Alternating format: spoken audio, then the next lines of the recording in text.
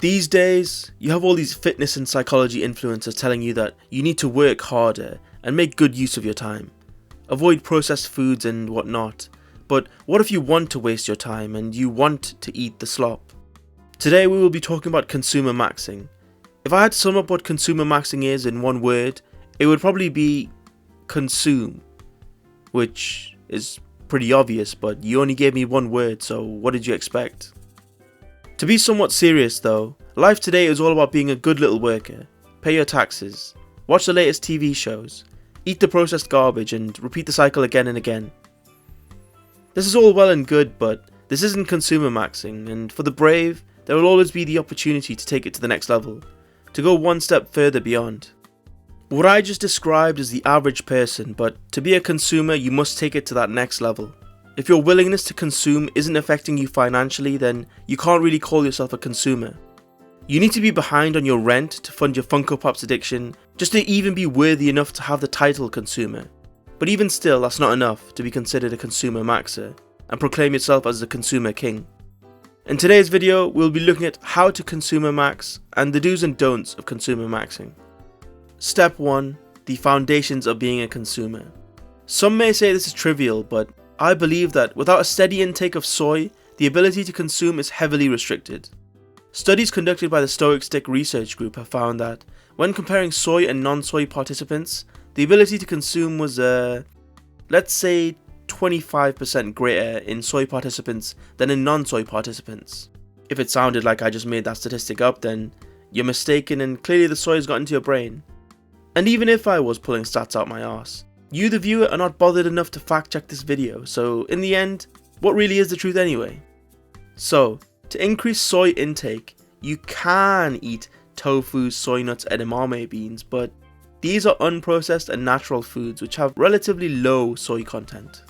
If you really want to crank things up, you should look to increase your soy oils and fake meat intake, as these are highly processed and contain a lot of soy isoflavones, which are the magical compound responsible for increasing estrogenic activity. This estrogenic activity is what some have linked with the soy boy behaviour that is often associated with being a consumer. But for those of you who really want to consumer max, you'll need to take isoflavone supplements that you can get over the counter.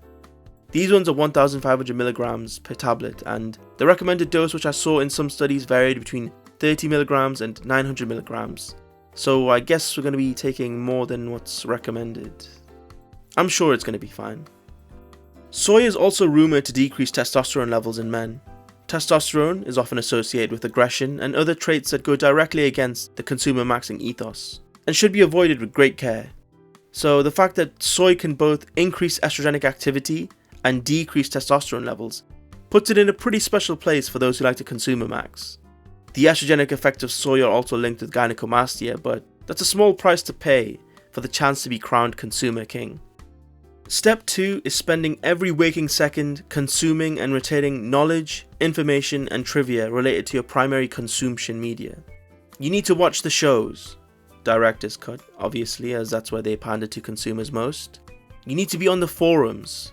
If you don't spend at least 3 hours a day debating with another consumer about which fictional character can beat up the other fictional character with encyclopedic levels of knowledge, then you're clearly an amateur and you're not serious.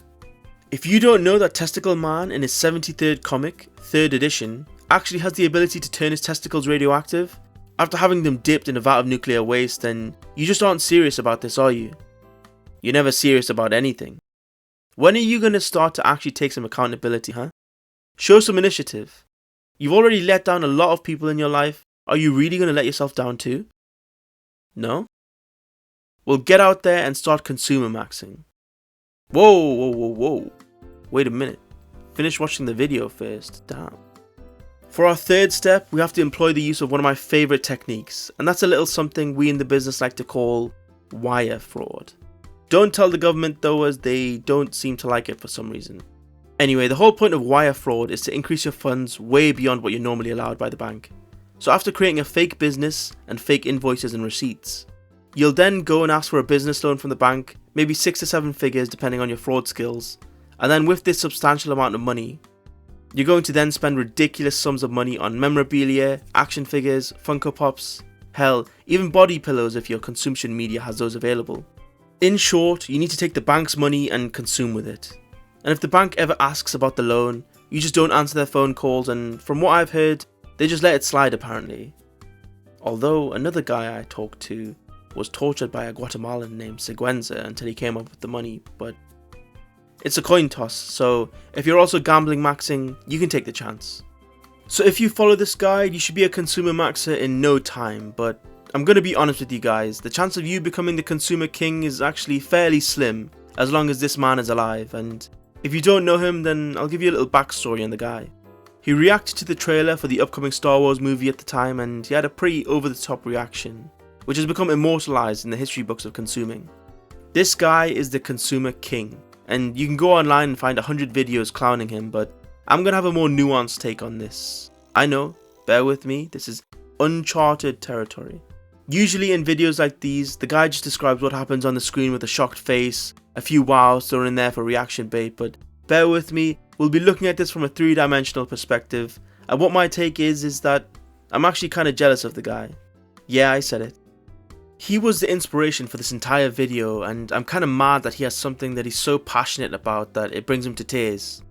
I don't think that there's anything that could make me this emotional or trigger a response like that in me, and it's kinda shitty if I'm being honest, that I can't have the same level of joy that he does about some shit Star Wars movies. Think about it. When was the last time you felt pure joy the same way this consumer is? Yeah, nothing really comes to mind for me. I'm kinda numbed to most things. This consumer is living happier than 99% of us, and for that I'll give him his props. He's still a massive nerd and a consumer. Well, he's actually the face of consumerism. If you type consumer into YouTube, he literally is the first result, but even still, he's happier than most of us. And that's the end of the Consoomer Maxxing video. You'll never really be the consumer king while this guy is alive. He probably doesn't even have DNA, it's more like consume NA, but regardless, a round of applause for the consumer king. Long may he reign. Maybe one day he'll be dethroned by one of you guys, and it made me wonder, would I choose to live a life that is vapid and centralized around the consumption of meaningless slop, just to be happy? Or is knowing that there's more to life than just being a mindless consumer worth being less happy objectively, despite that source of happiness coming from something so artificial and soulless? Yeah, I'll take being a stoic over a nerd any day. But if you do decide to consumer max, make sure you're consuming my videos as well. That's that good slop that you don't find anywhere else.